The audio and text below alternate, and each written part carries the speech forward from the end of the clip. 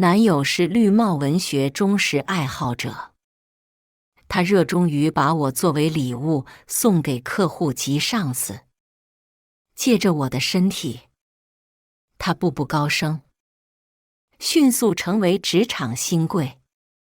可他不知，优秀的猎手往往以猎物的形式出现。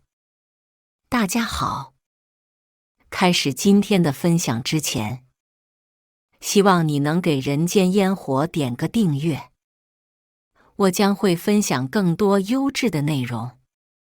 一阵翻云覆雨过后，霍宇温顺地趴在我身上，我顺势环抱他的胸膛，剧烈的心跳向我展示着刚刚的激烈战况。晴晴，只可惜我现在没用。领导让每个人都准备一个聚餐活动，我也不知道准备什么。晴晴，要不你跟我一起去？咱们到时候表演个情歌对唱，可以吗？霍宇在我耳边轻声哄骗道。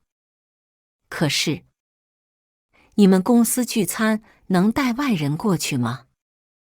我怯生生的、娇娇软软的回答道。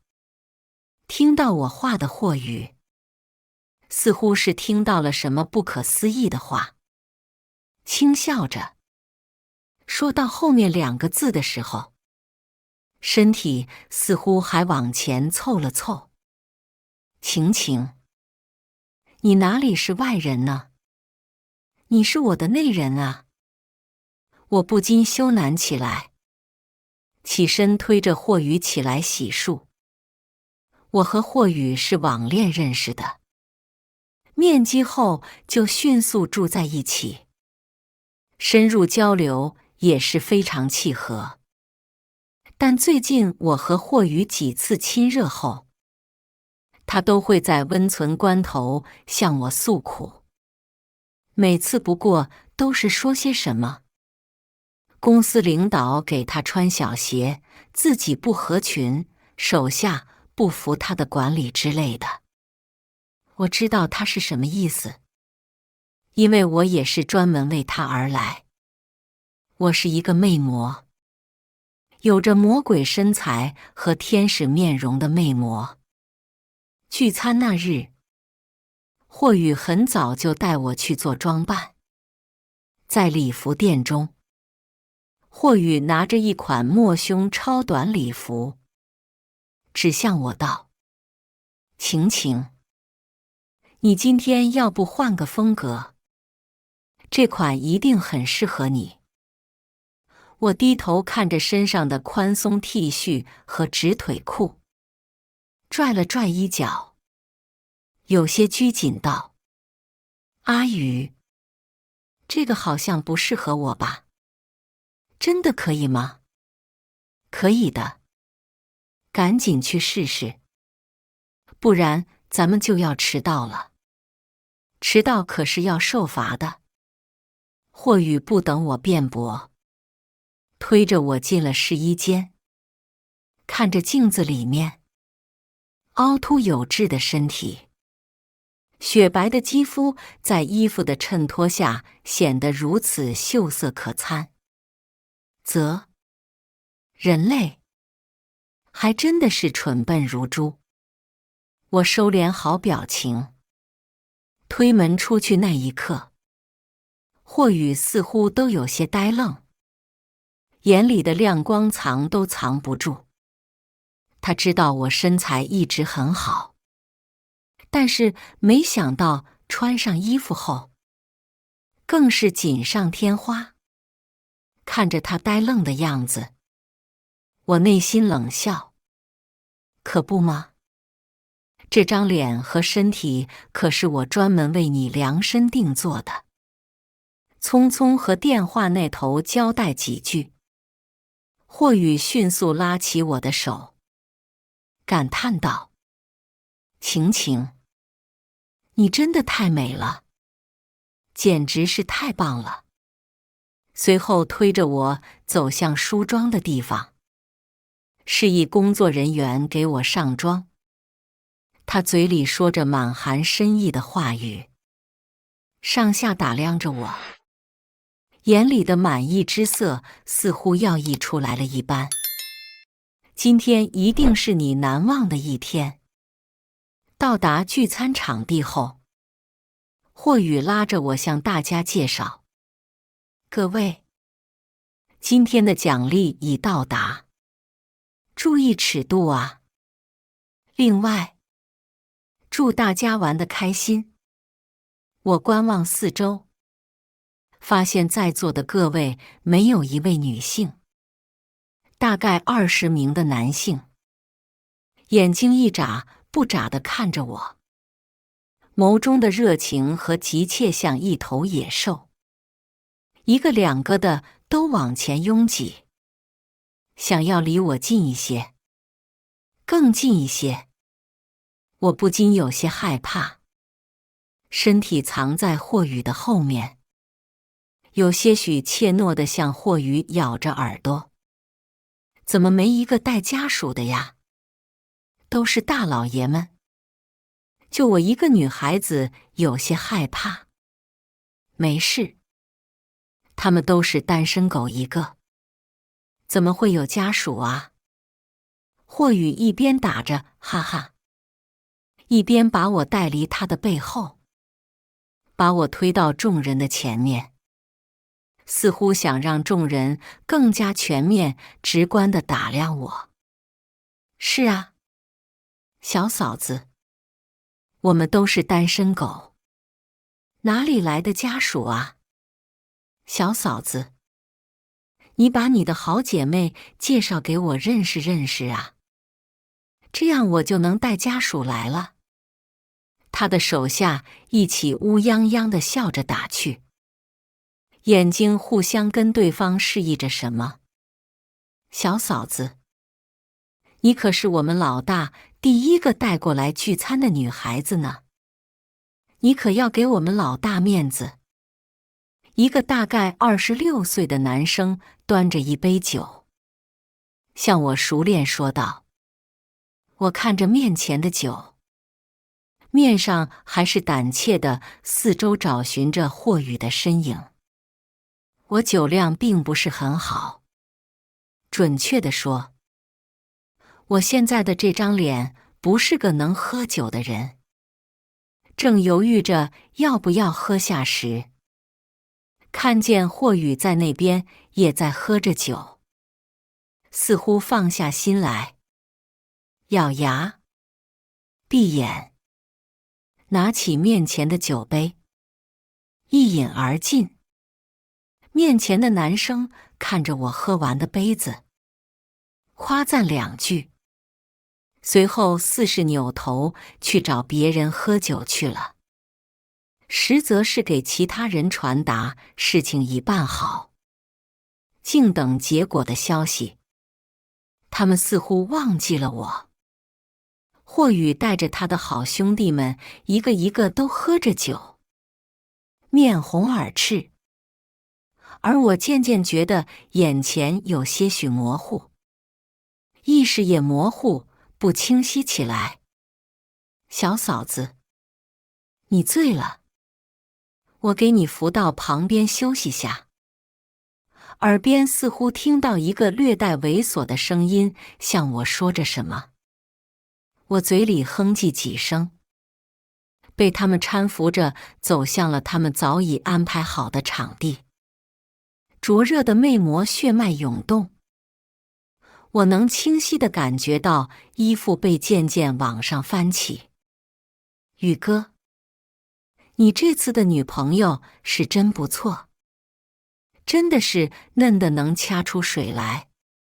宇哥，这么好的货，你拿出来给兄弟们享用，真的不后悔吗？他们边开心地说着什么，一个一个拉开了裤拉链。宇哥，后悔也没什么用了，都是兄弟们的，你可不要难过呀。霍宇似乎是看惯了这种场面，仿佛他们玩的不是他的女朋友一样，面上没有一丝动容。兄弟们喜欢，尽管拿去玩。我的女人就是给你们物色的，玩得开心就好。不过千万别忘记下月的正总评选，靠兄弟们的支持了。好嘞，宇哥，包你满意。待到热闹散尽，我身上零碎的衣服都堪堪遮不住的身体，如同破碎的布娃娃一般，身上全部都是令人恶心的麝香味。等我再次醒来，是躺在霍宇的床上，身体的不适感似乎有些许缓解。男人红着眼眶，握着我的手，带着泪痕地趴在床边休息，似是感受到了我的清醒。霍宇带着愧疚地扶我坐起，还贴心地用枕头靠在我的背后。晴晴，对不起，我是真没想到那帮孩子竟然如此荒唐。可他们还是一群刚出社会的孩子们呢，他们也不是有意的，都是酒精的作用下。猜。看着一直默默流泪的我，霍宇干巴巴地说着，似是不知道该如何开口解释。前天晚上的如同原始社会的淫迷聚会，阿宇。可是我现在一闭眼，全部都是那一天的噩梦。我无法原谅。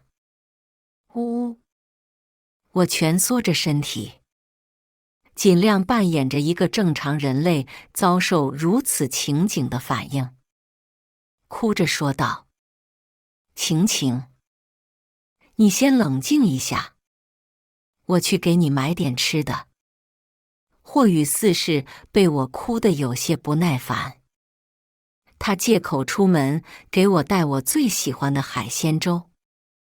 看着霍宇出门的身影，我的身体泛起了粉红色的光晕，身上蔓延出粉红色的丝线，从窗户经过，蔓延，伸向了前天晚上在座的所有男性。在丝线扎入皮肤的瞬间，他们似乎感觉到了蚊虫的叮咬。张哥，咱办公室里面是不是有蚊子啊？名为张哥的男性也是挠了挠后脖梗，好像是哦，我也感觉到了。不过前天晚上那小妞是真够味。是啊，宇哥这次的货是真的一绝，比得上咱们第一次那个女的了。话毕，办公室的场景陷入死一般的场景，有人嘻嘻哈哈的打岔：好好的，提什么那个女的，好好干，别想有的没的了。股股热流顺丝线涌入到我的身体，我能感觉到藏在皮下的真实容颜更美了几分。收下熟悉的生机后，我不禁舒服地感叹，真是一群不错的食物。门声响动，我瞬间又变成了被凌虐后的凄惨模样。霍宇轻轻吹着勺里面的粥，送到我的嘴边。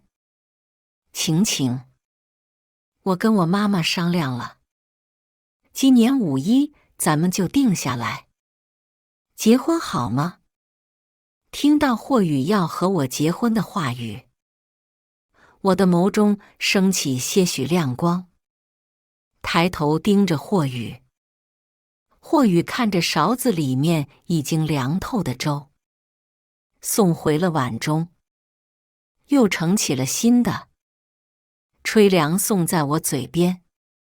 是啊，晴晴，我也老大不小了，咱俩也在一起这么久了，是时候该提起这个章程了。就算没有前天晚上的事情，咱俩也是该结婚了的。你说的是真的？你真的愿意娶我？我呆滞的目光中好似重新迸发了生机，略带沙哑的声音夹着小心翼翼。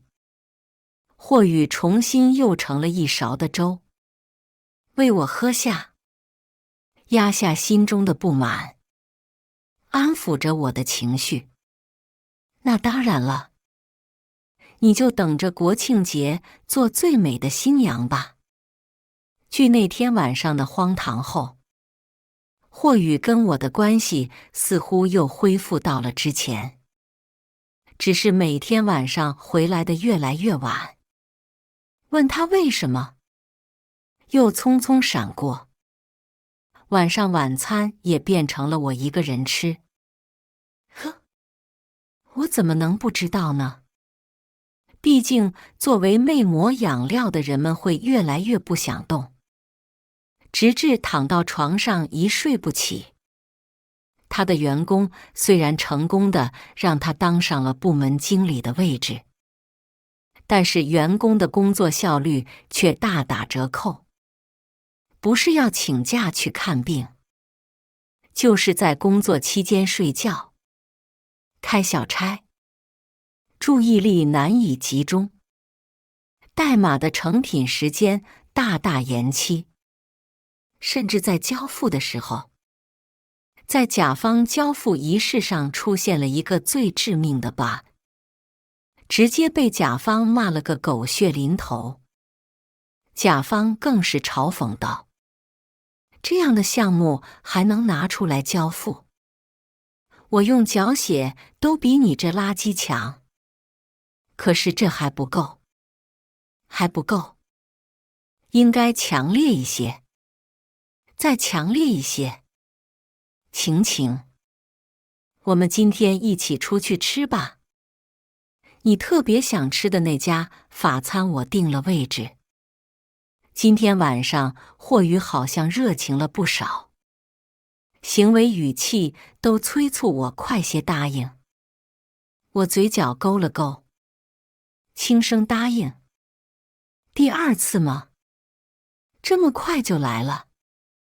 到达餐厅后，发现包间里面的主位坐一个中年大叔，看着我们的到来，中年大叔眉毛挑了挑，看向霍宇：李总，这是我女朋友，今天非要出来吃这家餐厅，所以就只能带着她一起陪您来。霍宇看到李总的瞬间，松开我的手，向李总握手寒暄道，一边又推着我走向他俩的中间。小霍呀，没事，都一家人，一起过来吃。李总笑呵呵地招呼着我们入座，我被他俩夹着坐一起。期间李总似是一直有东西搁着他不舒服，所以一直往我这边挤，挤得我现在想起身换个座位，还没动，就感觉到自己的大腿好像被什么东西摩挲着，一路往腿根部走去。见状，我只能立马站起借口去趟洗手间。霍宇看着我这么不给李总面子，干巴巴地朝李总解释起来，拉着我一把到了洗手间。李总，不懂事哈，不懂事，我去就回哈。李总似是被我下了面子，臭脸看向霍宇，嘴里发出不满的声音，别给脸不要脸！推开门，霍宇一把把我推到洗手台，他面目狰狞，嘶吼着：“玉晴，你以为你还是贞洁烈女呢？要不要我把那天晚上的照片和录像放出来，让你看看？看看你这婊子是有多放浪！好几个兄弟都伺候过的，再伺候一个显得你了。”顾不得被桌角撞疼的胯骨，心脏40倍揪了起来，一股子酸意直冲鼻腔。我身体发抖，哽咽道：“阿宇，你竟然是这样想我的？是我自己造成的那个样子吗？不是你们吗？不是你带我去的吗？”霍宇忽地大步过来，跪倒在我的面前，抱着我的双腿就是一顿忏悔。晴晴，晴晴，我错了，我错了，我不该口不择言说出那些话。我只是太累了，压力太大了。不知道近几天我手下的员工怎么回事，出了一个事故单。我刚坐在经理位置不久，能救我的只有李总了。不，现在还有你。晴晴，你帮帮我，帮帮我好不好？就最后一次，最后一次，真的。最后一次，我带着希冀问道。我还是跟着所谓的李总去了订好的酒店，因为在这里有我需要的答案。随着周围温度的升温，李总也不装了，声音饱含急切：“你自己动，还是我来？”李总，是不是一晚你就帮阿宇搞定这个单子？我强忍着恶心，尽力扮演着一个傻杯的恋爱脑角色。李总似是被我的天真的打动，放松了神情，看着我一脸深意的笑道：“那必然是啊。”趁着李总的放松，借着室内的昏暗的灯光，我悄悄放了一点我的催情香，魅魔特制的催情香，有着催情、迷幻、吐真的功效，使用者只会记得当时如梦如幻的绝佳享受，丝毫记不起被问出话语。还记得程暖吗？谁？盛暖是谁？李总似是意识不清，嘴里还是下意识地回答道。我打开手机里的隐藏相册，看着屏幕里笑容阳光，眼睛像是大海般波光粼粼的妹妹，一脚踹翻还在沙发上蠕动的李总珠，拽着他的头发，强迫他抬头看。李总睁开了迷蒙的双眼，看清了屏幕的照片，表情轻蔑。他呀，早都被玩死了。那个人是谁？叫什么？是公司的一个大股东，叫刘强利。要不是这个叫盛暖的被玩死了，或许还当不上副经理位置呢。趁着夜色，我去了和妹妹经常去的海边，坐在礁石旁，回忆着和妹妹一起相依为命的生活。我和妹妹生活在魅魔的小村里，村长严厉禁止村民出去，可我的妹妹圣暖。天性相信世上都是好人。彼时，我就在远方看着他，直到他打电话给我，给我分享他认识的、见到的人和事物。在妹妹的语言中，或许是个事事贴心、有着上进心、不放弃的底层打工人。他们互相在底层的社会摸爬滚打，相互慰藉。那段时间，我还真的为妹妹找到了共度一生的人而开心。可，幸福并不是一直的。妹妹和我的电话越来越少，每次通话时候的状态好似越来越差。直到最后一通电话，姐姐，我想你了。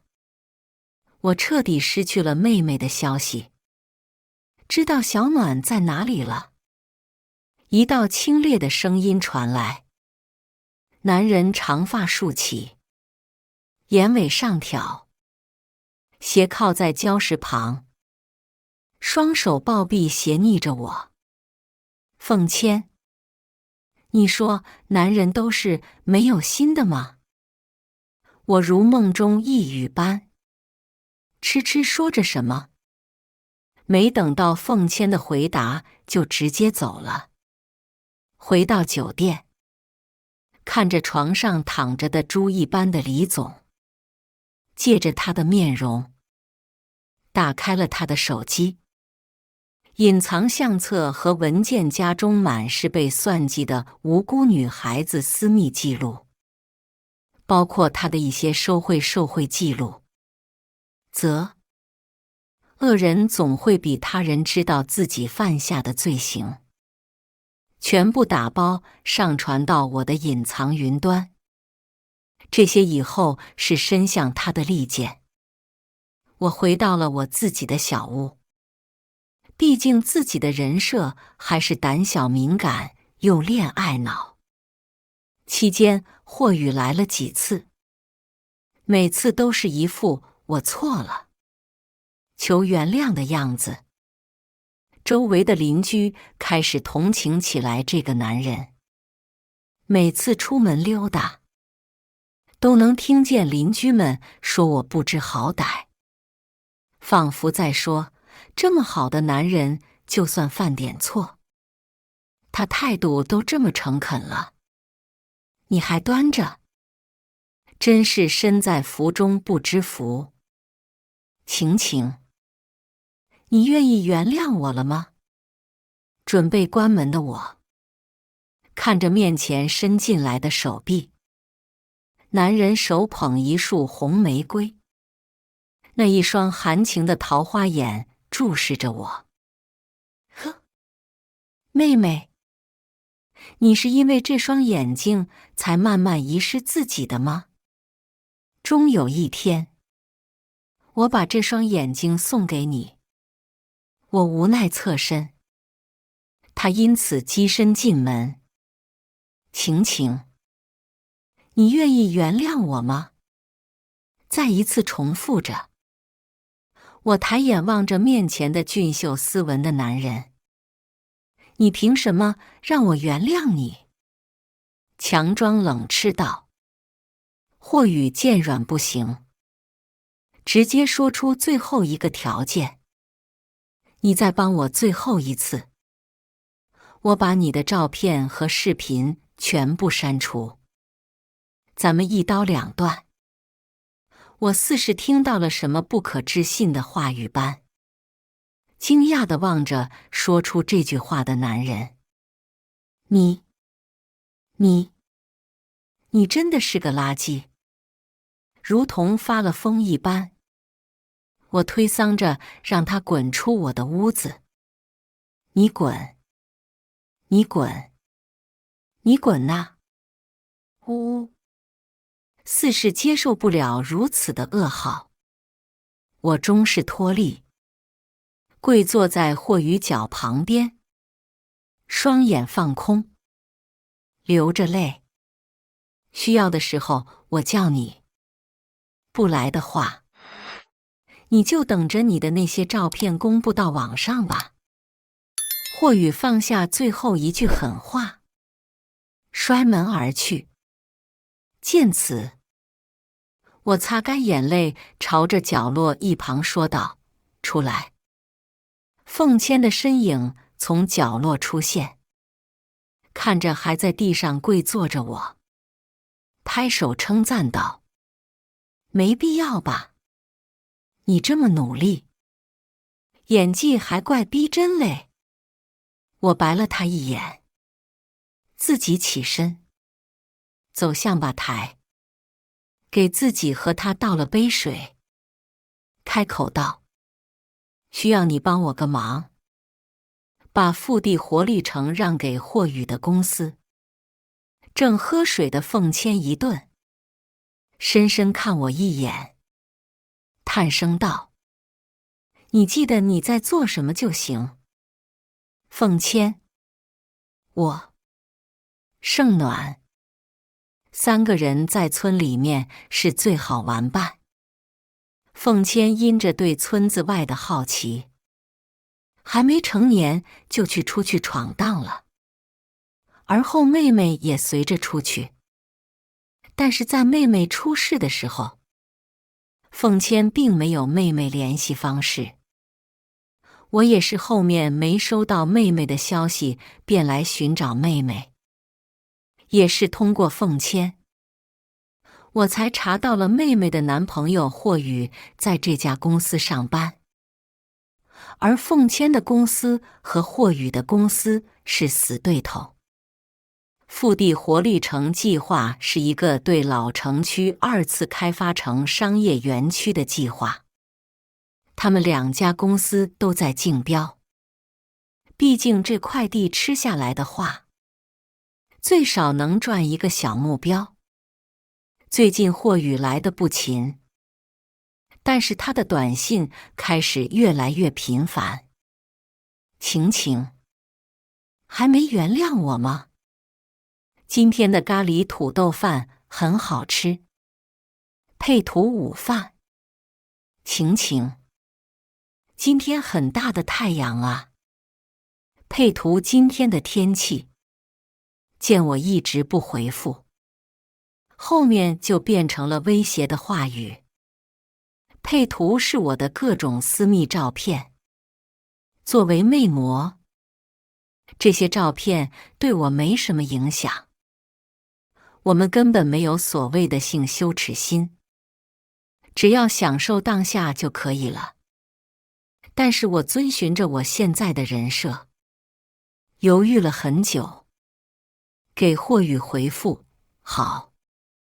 霍宇看到消息，当天晚上又来我的小屋。这次的他似乎好像又回到了刚认识的模样，带着买好菜，扬着笑脸在门口看向我。晴晴，你终于原谅我了。看，我买了你最爱吃的菜。今天看我给你做你最爱吃的3杯鸡。我表情淡淡的，仔细看，眸中还有些温情闪现。在饭桌上，霍宇自信满满地说，最近他的工作又更上了一层楼。不过晴晴，你知道吗？公司在准备一个大项目，拿到这个项目，我最少提成这个数。他两眼放光地看着我，伸出手，摆出8的手势。8万。霍宇伸出食指在面前左右摇晃，一副洋洋得意的模样。80。我语气上扬，有些不怎么相信。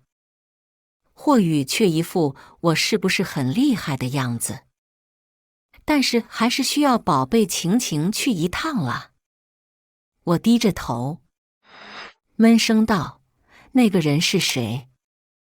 我想知道。”霍宇见我一副认命模样，眼里闪过几分鄙夷，但还是回答道：“我们公司的大股东刘强利，只要搞定了他，复地活力城的招标和实施就落在我身上，咱们以后的生活就有了保障。”似乎觉得我一个女生什么都不懂，霍宇激动的连招标项目都对我说出来了，后面又干巴巴的加上2句给我的大饼。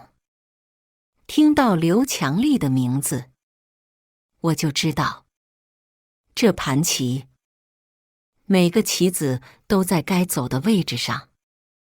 刘强利似是丝毫不怕酒店的监控拍下他的身影，订了一个超级豪华的总统套房。当初那李总怕被拍到在酒店的身影，去荒郊野外的一个酒店开的房间。为了迎合这个大股东刘强利的喜好，霍宇甚至让我穿了小1号的水手服。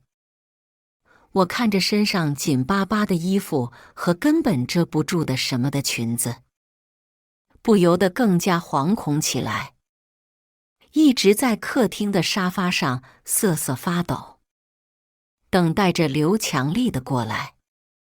抬头，声音从斜后方传来，与此而来的是他的皮鞋踩在地毯上的沙沙声。我抬起头，发现这个杀死妹妹的真凶不像中年油腻大叔般猥琐，一样的年纪，手串却戴着佛珠，脖子上更是挂着一枚观音玉，但浑身的气质却又隐阴冷，一副金丝框眼镜看透世间。你知道你来这是什么意思吧？为了霍宇，你确定吗？我不说话，沉默对待这个问题。上面传来一声轻笑，从霍宇这边来的女人：“你是第2个。”听到你是第2个，我迅速抬头望着他，开口道：“那第1个怎么样了？”他似是被我的胆大问话惊住了，弯下腰看着我，嘴角裂开轻微的弧度。他呀，刚好适合那块地的阴阳。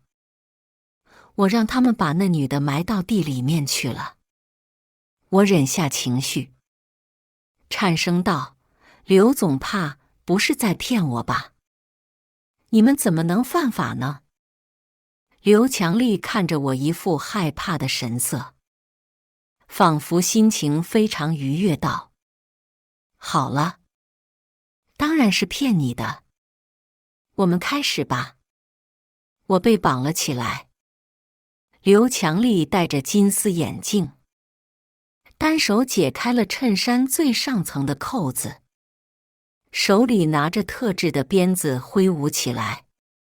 妈的，臭婊子！让你去偷人，让你去偷人！似是把我带入成了某个给他戴绿帽的女人。鞭子落在我身上越来越重，皮肤开始沁出血丝，夹杂着特制的催情香。刘强利开始把沙发当作成了泄愤的对象，抽打似是一直不解气。他开始脱下了裤子，想用男人的行为来征服这个给他戴绿帽的女人。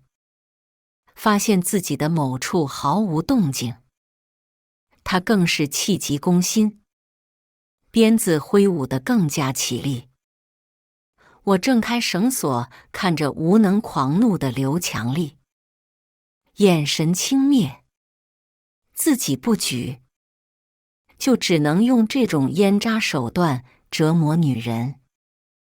怪不得你被戴绿帽呢。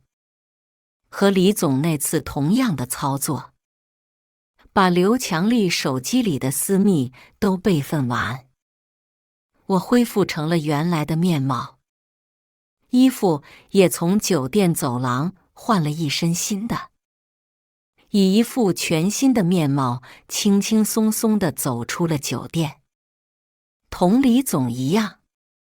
刘强丽醒来，看着屋里面凌乱的陈设，只感觉昨天晚上如梦似幻。霍宇也如愿收到了腹地活力城项目的招标和实施，他没去关注我在哪里，全身心地投入到了竞标。霍宇也通过小道消息发现对家公司的竞标金额是他们预估的3倍，害怕这块地被对家公司竞拍走后，霍宇私自修改了竞标金额，直接在对家公司竞标金额的基础上翻了1倍。不出意外，这块地成功被霍宇拿下。公司的财务在打款时发现金额是预算金额的6倍，吓得直接去汇报给了刘强丽。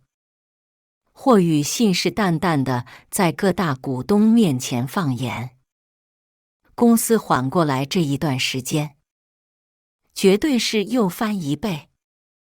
在重力的引导下，各大股东决定瞒着总裁，支付完招标金额后，公司内部现金流已经彻底断了。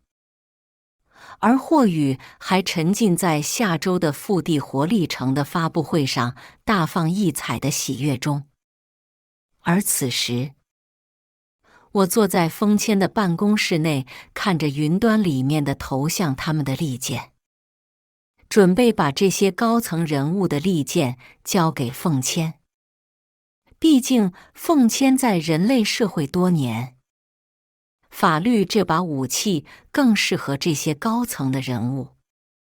在高高的神坛上，被审判者宣判有罪，比我偷偷地杀掉他们，让他们死得悄无声息来说，声势浩大的审判更适合这些影响力高的人们。我想，被迫害的女孩们看着这些被公开的罪行的罪犯们，应该也是开心的。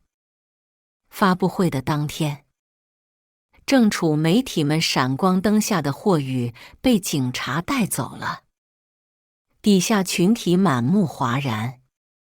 霍总，能透露一下你因此被警察带走了吗？霍总，请问你是因为诱奸少女被抓走的吗？记者们一个两个都生怕错过这些顶级的头条消息，恨不得把话筒伸到霍宇的嗓子眼里。霍宇也是一脸懵逼，看着身边携着他的警察。警官，能麻烦透露一下是什么事情吗？警官，你们就不能换个时间吗？现在还需要我开发布会呢。3名警官们一句话也不说，直接带他入了警局。到警局才发现，霍宇公司的执行总裁以挪用公款把霍宇给告了，霍宇因此被关了审讯室。我让奉谦给对面公司执行总裁打个招呼，不过也确实坑了一把他们公司。奉谦也让了一个项目给他们，才让我顺利把霍宇保释出来。刘强丽已经判了死刑，至于霍宇，最多不过关几天就出来了。可我又怎么可能让他如愿呢？我带着颓废的霍宇来到了我的小屋，他一路上看着我欲言又止，想问为什么我能保释他出来，又想问我恨不恨他。到了自己的小屋，看着屋里面弥漫的粉色烟雾，霍宇脚步顿住了。我一把推他进去，顺手拿下门上的棒球棍，砰的一下，他软绵绵地倒下。趁着催情香的作用，我问出了妹妹的埋藏地点，给霍宇喂了足够他昏迷一天的安眠药，开着车去挖了妹妹的坟墓，拿出了妹妹的骨灰。后备箱驮着睡得死猪一样的霍宇，往我们的村庄出发。看着副驾驶座上妹妹，我眼中含泪。妹妹，我把她带过来陪你，你想怎么报仇都可以。等到霍宇再次有意识醒来，发现双脚被铁链拴起来，周围放着一个个的小罐。他强壮镇定着开口：有人吗？你们如果想要钱的话，把我放了，我给你们。室内空空荡荡，无人回答他。吱呀一声，我推开门，听到声音。他迅速抬起头，看着逆光走来的我，待看清脸，他不可置信的后退，伴随着锁链的哗哗声。暖，暖暖，你不是死。我伸出食指，放在他嘴边做噤声动作，随后伸向他的双眼。一阵凄厉的惨叫过后，我看着手上红艳艳的珠子，放在了其中一个罐子里面。我轻声对他讲着一个故事。一位天真无邪的女孩被恶魔发现其魅魔血脉，恶魔便让女孩去跟恶魔的上司陪睡。在一次次的陪睡中，恶魔被逐渐看重，事业得到了极大的提升。可恶魔还不知足，甚至把女孩献给了一个心理扭曲的凌虐男，女孩因此死亡。而恶魔趁此得到了前半生以来最高的人生成就。女孩的姐姐决定替女孩报仇，她装扮成了比妹妹还要容易掌控的人，顺利地让恶魔上钩。恶魔开始以同样的手段，让女孩的姐姐沦陷。可是恶魔不知道，女孩的姐姐也是恶魔。你说，最后是恶魔赢了，还是女孩的姐姐赢了？我凑在她耳边说道。收到妹妹的梦，梦里妹妹向我说霍宇的甜言蜜语，让她很开心。我遂去小屋，把霍宇舌头割下来放在小罐子里。我依循妹妹梦里的期望，把霍宇一步步拆解送给了妹妹的小罐子里。在强烈的刺激下，霍宇的精神开始恍惚，意识开始迷离。他开始认不清我，认不清妹妹，认不清自己。他一遍遍重复着：求求你，放过我吧。到最后他精神失常，从天台一跃而下，死无全尸。妹妹，姐姐把霍宇装进罐子里，放在你的坟墓旁。你开心吗？妹妹，姐姐终于还是为你报仇了。不知何时，泪水早已湿透了土地。以上就是今天分享的故事。大家有什么想说的、想吐槽的，欢迎在下方评论交流。也更希望能给人间烟火点个订阅。我将会分享更多优质的故事内容。